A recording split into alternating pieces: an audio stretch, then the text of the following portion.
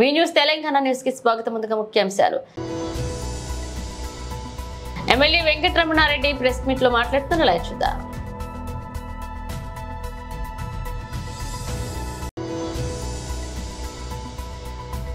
విశాఖపట్నం నుంచి మాజీ MP MVV Satyanarayana press meet.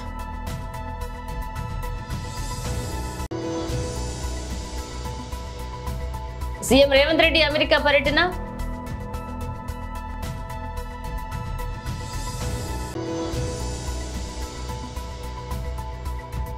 పట్టు పరిశ్రమను పరిశీలించిన సీఎం చంద్రబాబు.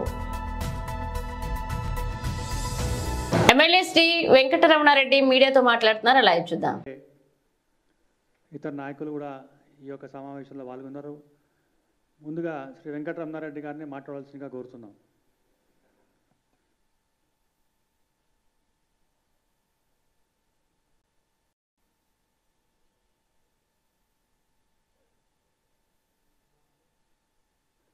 అన్న, అందరూ ఒకసారి క్షమించాలా. మొట్టమొదటిసారి పార్టీ ఆఫీస్లో నేను గెలిచిన 8 నెలలకి పార్టీ ఆఫీస్లో ప్రెస్ మీట్ పెడుతున్నాం.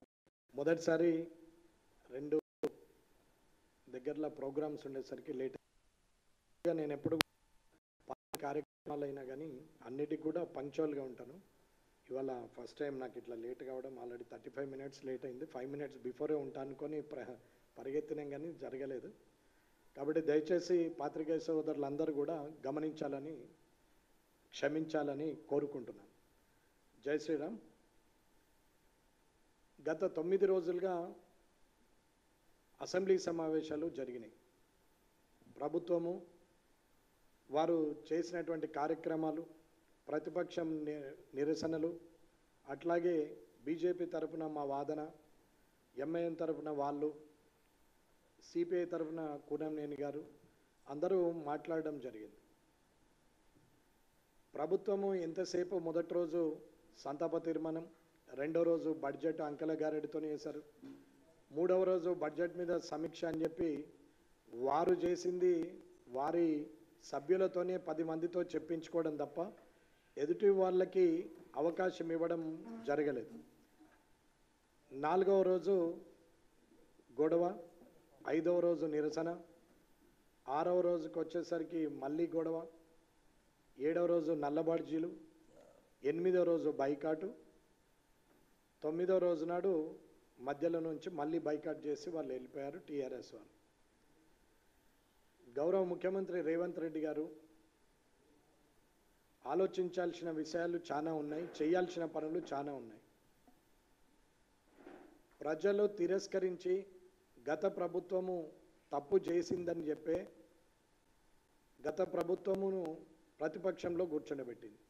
ఇవాళ ఈ ప్రభుత్వము ఏదో చేస్తుందని ప్రజలు నమ్మి అరకొర బోటాబోటీ మెజారిటీతోని 64 మందితోని గెలిచినటువంటి ఈ ప్రభుత్వము కొలువుదీరిన మరుక్షణం నుంచి గత 8 నెలలుగా డిసెంబర్ 3వ తారీఖు నుంచి మొదలు పెడితే ప్రతిరోజు గత ప్రభుత్వం మీద దుమ్మెత్తిపోయడమే తప్ప తాను ఏం చేస్తామన్నది, ఏం పని చేస్తామన్నది ఇవ్వడం లేదు. ప్రజలకు ఈ ప్రభుత్వం ఇది చేస్తుంది అని చెప్పాల్సినటువంటి అవసరం ఉంది. వారి 6 గ్యారెంటీల గురించి కానీ 13 అంశాల గురించి కానీ నేను మాట్లాడట్లేదు. వారు మాట ఇచ్చిరో మాట మీద ఉంటారా లేదా అనేది వారికే వదిలేస్తున్నాం. కానీ ప్రభుత్వ పాలన అంటే అది ఒకటే కాదు, ఉచితాలు ఇచ్చినంత మాత్రాన 6 గ్యారెంటీలు ఇవ్వడమే కాకుండా అడ్మినిస్ట్రేషన్ పరంగా కూడా ఏం జరిగింది, ఎలా జరుగుతుంది, ఎండాకాలంకు నీటి కొరత వస్తుందంటే అది చలికాలంలో ఆలోచించాలా, వర్షాకాలంలో వరదలు వస్తాయంటే అది ఎండాకాలంలో ఆలోచించాలా. అలాంటిది ఇడిచిపెట్టి ప్రతి నిమిషము గత ప్రభుత్వం ఇట్లా చేసింది అట్లా చేసింది అని చెప్పి ఎప్పుడు విమర్శిస్తూ సమయాన్ని జరపడమే తప్ప ఎలాంటి ఉపయోగం లేని పరిస్థితిలో రేవంత్ రెడ్డి గారి ప్రభుత్వము చేస్తూ ఉన్నది. అసెంబ్లీలో చూస్తే ఆయన మాట్లాడిన దాని ప్రకారంగా ఇవాళ నిరుద్యోగుల గురించి జాబ్ క్యాలెండర్ కానీ, లేదా హైదరాబాదు మెట్రో సిటీ దాని గురించి అభివృద్ధి విషయంలో కానీ, మూసీ నది ప్రక్షాళన గురించి కానీ, అట్లాగే వారు రుణమాఫీ గురించి కానీ మాట్లాడుతూ పోతున్నారు. అప్పుల కుప్పగా చేసిండ్రు. తెలంగాణలో ఎటువంటి తెలంగాణ ముఖ్యమంత్రి రేవంత్ రెడ్డి అమెరికా పర్యటనలో పర్యటిస్తున్నారు.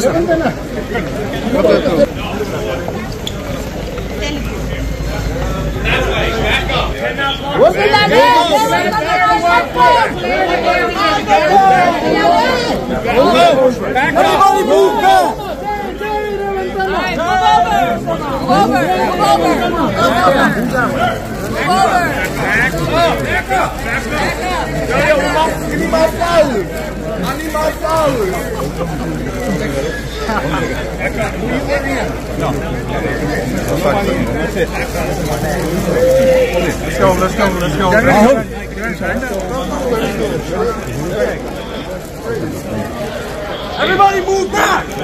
Everyone move back! Back up! Back up! Back up! You need to back up! Back up! Back up! Man, you guys gotta sit back a little bit. You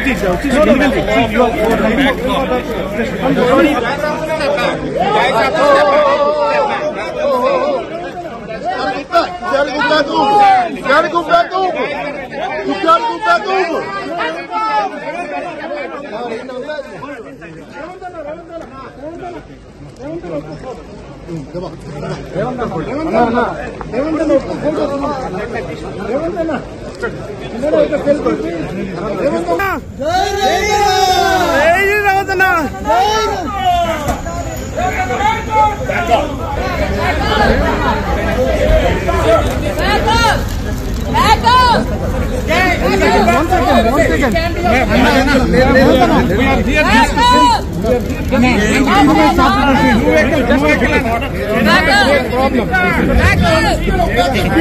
Back up!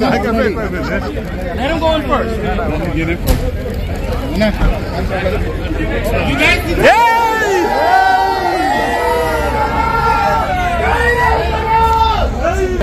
Stay on the curb. Hello. Behind the barrier. Back up.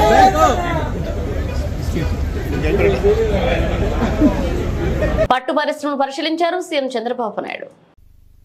130 రూపాయలు incentive ఇస్తా ఉంటే అది 5 సంవత్సరంలో ఇంకా రాలేదు sir.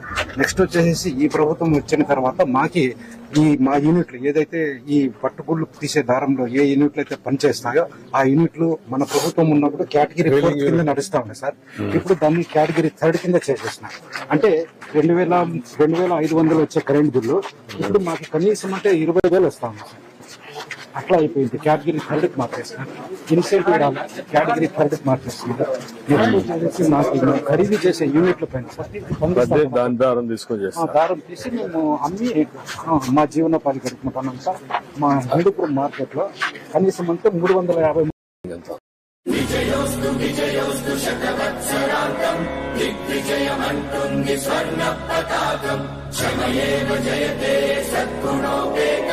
Chandranna కీర్తికి శుభమస్తు నిత్యం.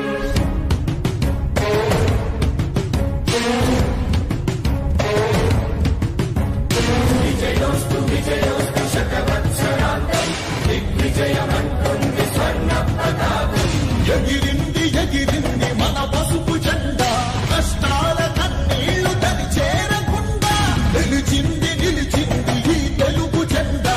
నవ్యాంధ్ర నిర్మాత చంద్రన్న అండ, రైతు కుల బాంధవుడు శ్రామికుల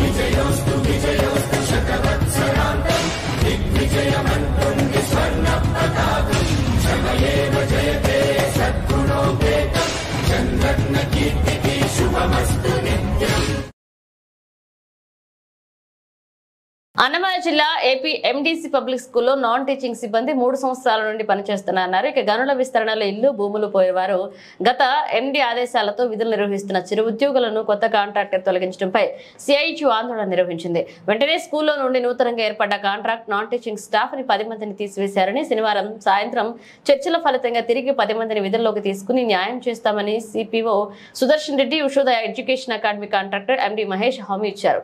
గతంలో 24 మందికి ఎండీ అప్రూవల్ ఇచ్చారన్నారు. విద్యార్థుల సంఖ్య పెరగడం కారణంగా అవసరాల రీత్యా ఇల్లు పోయిన వారు మరొక 10 మందిని తీసుకున్నారని, వారిని ఎండీ అప్రూవల్ లేకుండానే గత కాంట్రాక్టర్ 8,000 వేతనం ఇచ్చారని తెలిపారు. పాత వారికి సిఐటియు పోరాట ఫలితంగా 12,000కు పెంచడం జరిగిందన్నారు. అదే పని చేస్తున్న వీరికి కూడా వేతనాలు పెంచి ఇవ్వాలన్నారు.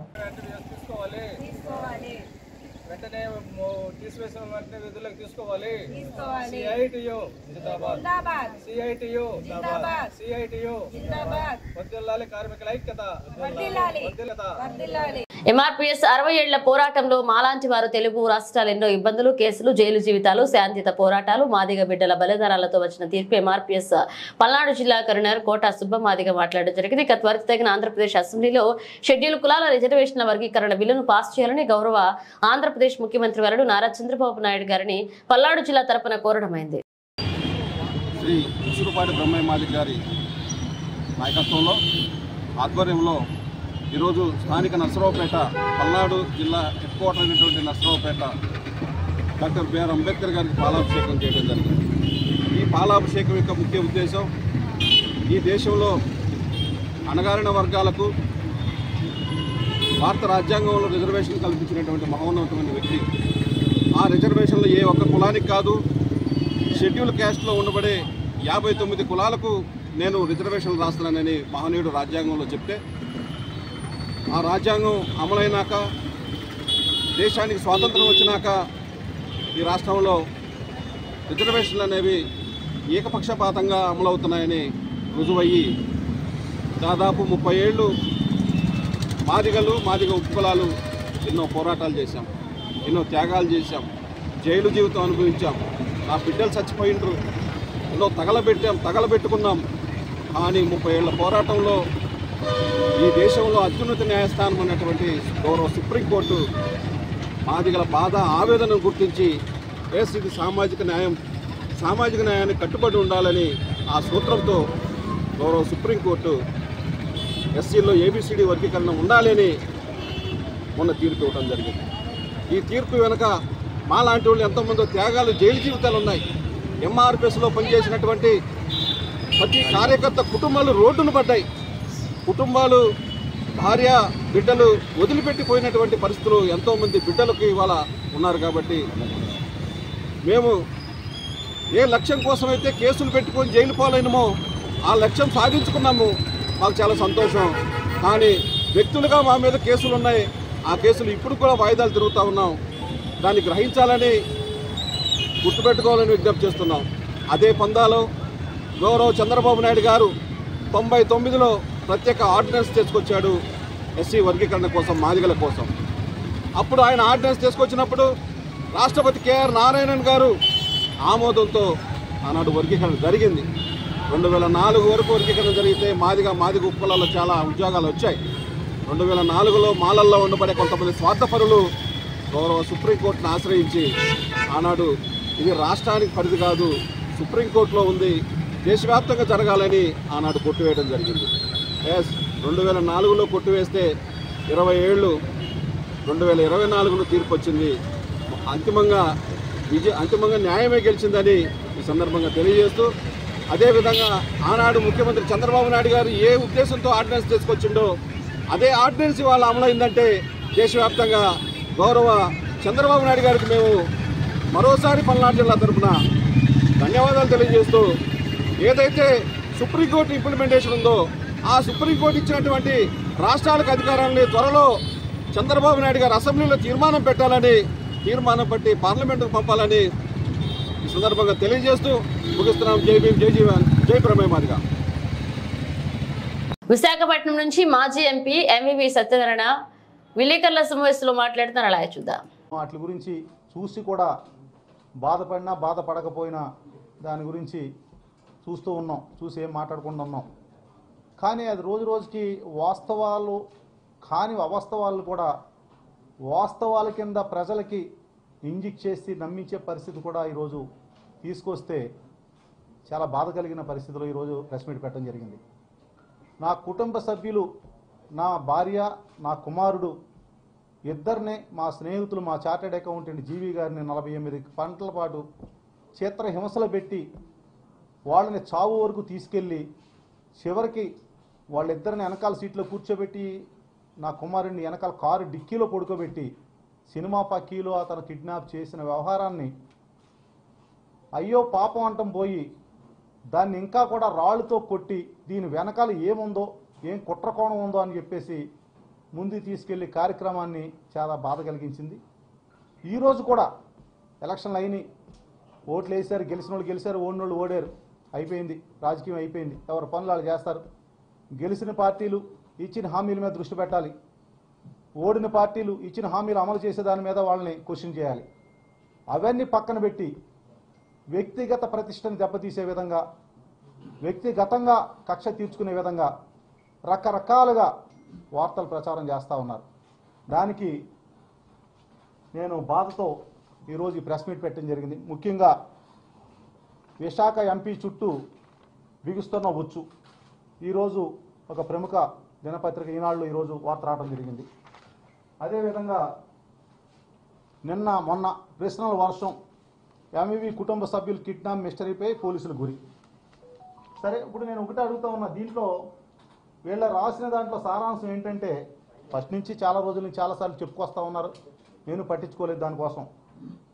హేమంత్కి నాకు ఏదో సంబంధాలు ఉన్నాయని, హేమంత్తో నేనే కొన్ని వ్యవహారాలు సెటిల్మెంట్లు చేయించానని, దాని వలన అతనికి నాకు ఫైనాన్షియల్గా ప్రాబ్లం ఏదో డిస్టర్బెన్సెస్ వచ్చి అతని మీద నాకు కక్ష కట్టి నా కుటుంబాన్ని కిడ్నాప్ చేశాడని డబ్బుల కోసం చెప్పుకుంటూ వచ్చారు.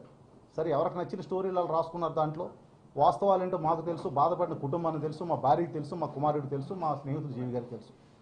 ఆ బాధ ఎంత పెయిన్ఫుల్గా ఉంటుందో, ఏ రకంగా వాళ్ళ ప్రాణాలు పోయి చచ్చి బతికి వచ్చారనేది వాళ్ళకి తెలుసు, ఆ బాధ అనిపించిన వాళ్ళకి తెలుసు.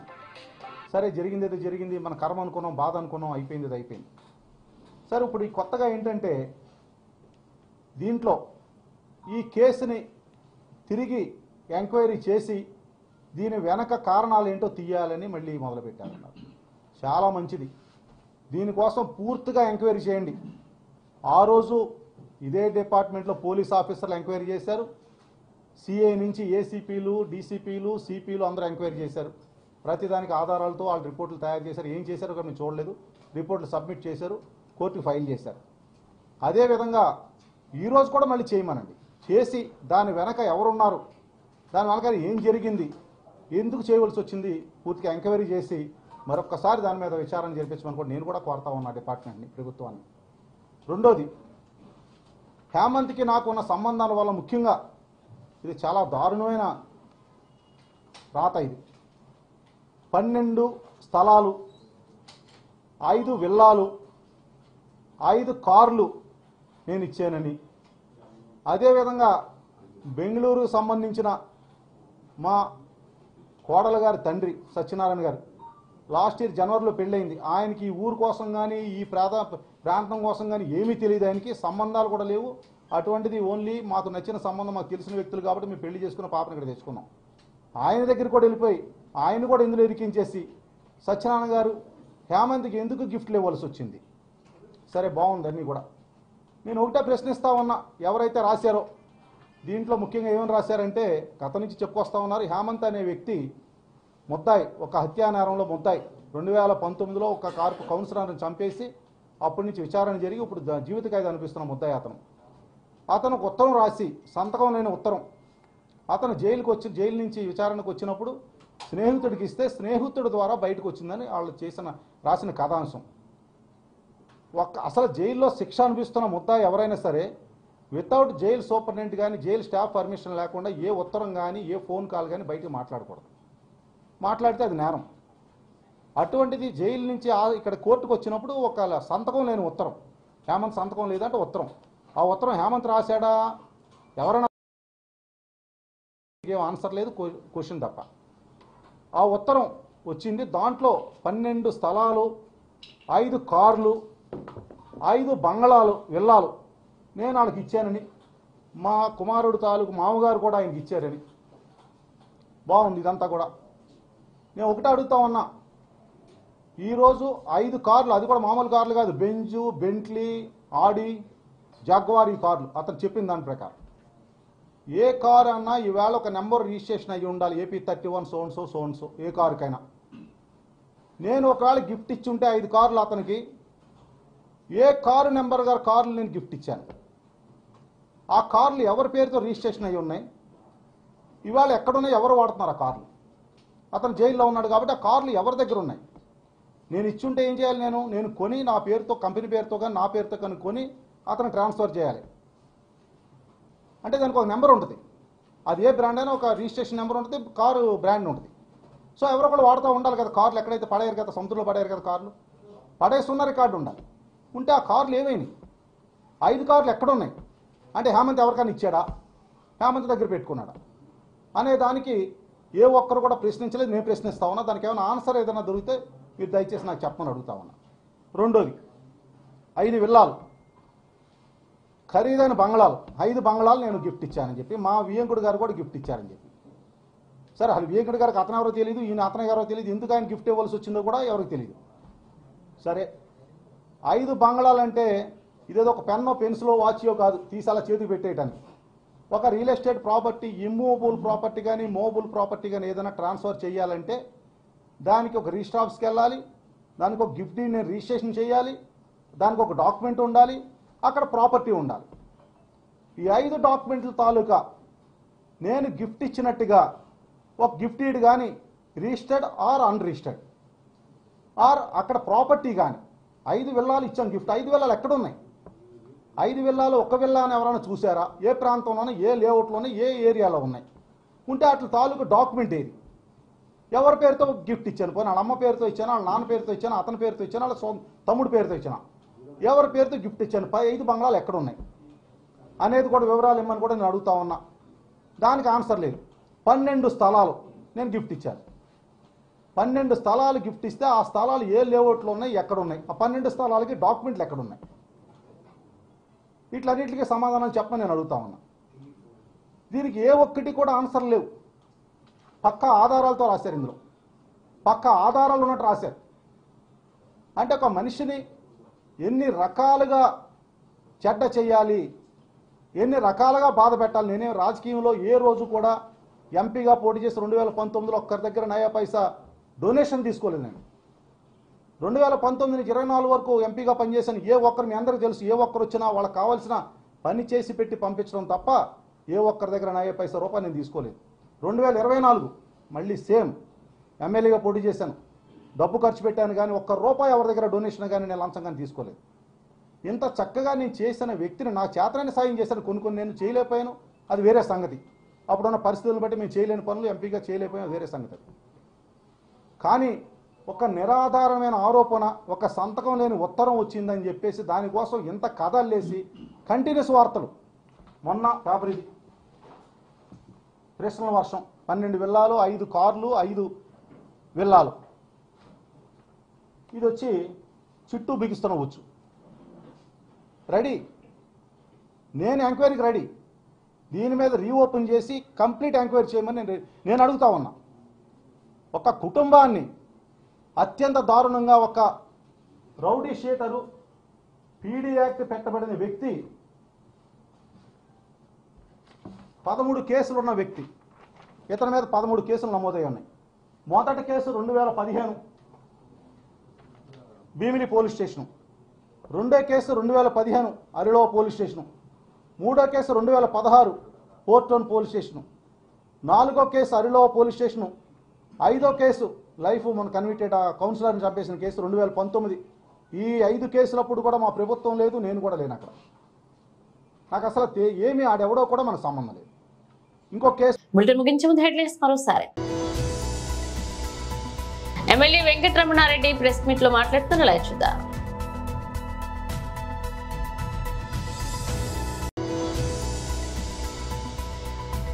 విశాఖపట్నం నుంచి మాజీ MP MVV Satyanarayana press meet.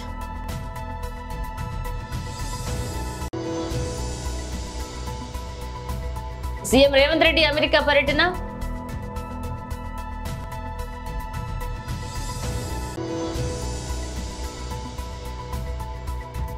పట్టు పరిశ్రమ పరిశీలించిన సీఎం చంద్రబాబు.